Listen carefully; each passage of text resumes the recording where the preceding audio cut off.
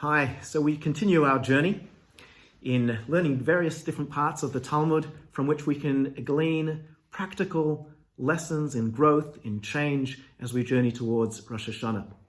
So today's Talmud is a very interesting discussion, and it talks about how if a person intends to perform a mitzvah, you decide that, I'm going to do this particular mitzvah today. And then due to circumstances beyond one's control, you are unable to fulfill that mitzvah. So the Talmud teaches that at the moment you had that serious intention, that devotion to fulfill that mitzvah, you are credited as if you fulfilled that mitzvah. You reap the benefits, the reward, so to speak, even if at the end of the day you did not fulfill that mitzvah. However, when it comes to taking upon yourself an oath, when you say, I promise to do such and such, well, you could have had all the best intentions in the world, but until you actually fulfill and carry through on your word, you don't receive the credit for doing so until you do so.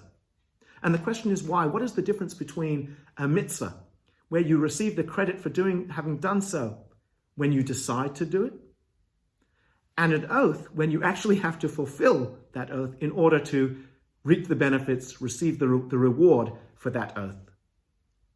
And the answer is as follows. When it comes to oaths are usually taken where in extreme circumstances, either when you're in a very low place or in a very high place. When you are in a distress situation where you say, oh God, get me out of here. And if you do, I'm going to do such and such and such. That's going to be my commitment. Or, wow, that was an incredible experience. So from now on, every single day, I'm going to do this and that. That's an oath.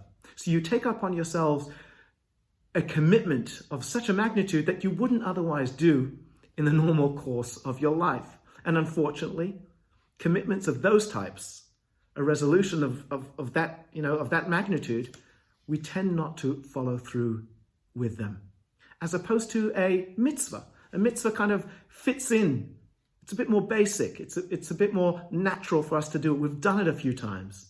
And therefore, when we make that commitment or that intention to fulfill a certain mitzvah, even if for whatever reason we weren't able to do it that day, we still receive credit for it. And I think there's a wonderful lesson there, especially this time of the year, where we talk about New Year resolutions and we want to change and we want to become better people and better versions of ourselves. There's a very important lesson there. Commitments that we make must be small. When we make resolutions, they need to be accomplishable if they're going to be realistic. If we're going to be able to grow one step at a time, our commitments, our mitzvahs, our resolutions have to reflect that. And I read a very insightful few lines from John Maxwell. He wrote a book, How Successful People Grow. And he writes as follows, and I quote, "When you attempt too much too soon, you're almost guaranteed to fall short of your desired results. And that is demotivating.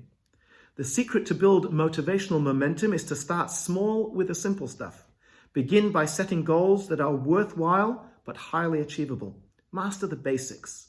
Then practice them every day without fail.